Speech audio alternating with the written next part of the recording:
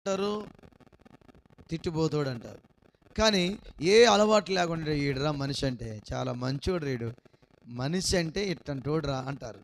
ఏం అలవాటు లేనివాడు ఎవరు చెప్పండి? మంచోడు. ఇంకో మాట చెప్పాలంటే మనిషి అని ఆ మనిషికి పేరు. ఏ అలవాటు కలిగి ఉన్నా ఇతడు మనిషి కాదురా అంటారు.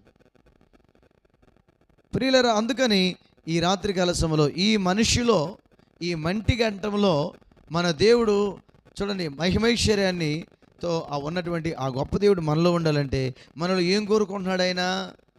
ఆయన ఏం కోరుకుంటున్నాడు? మీ చేతులు శుభ్రం చేసుకోండి, మీ హృదయాలను కూడా పరిశుద్ధపరచుకోనండి అన్నాడు. అంటే మన హృదయాలు, మన చేతులు పరిశుద్ధపరచుకోకపోయినట్లయితే దేవుడు మనలో ఉండడు, మనతో కూడా ఉండడు. ఎందుకంటే ఆయన పరిశుద్ధుడు, ఆయనకి ఎలాంటి వాసనలు పడవు. అర్థమైందా? నేను అన్ని రకాల్లో ఉంటాను, దేవుడితో ఉంటానంటే కుదరదు. ఆయన దగ్గరకు వస్తే నిశ్చయముగా నువ్వు మారు మనసు పొందాల్సిందే, రక్షించబడాల్సిందే, బాప్తిసం తీసుకోవాల్సిందే.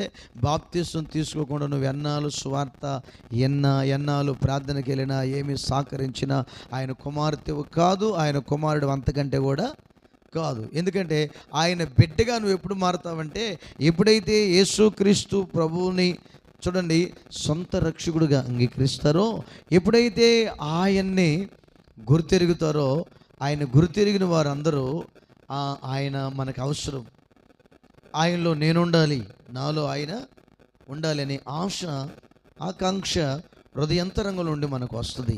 ప్రియులారా, ఇంకా రావట్లేదంటే నీలో లోకం ఉంది అని అర్థం.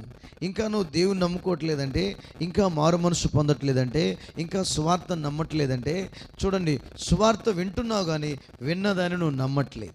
నమ్మినట్లయితే బైబిల్ చెబుతుంది నేడే రక్షణ దినం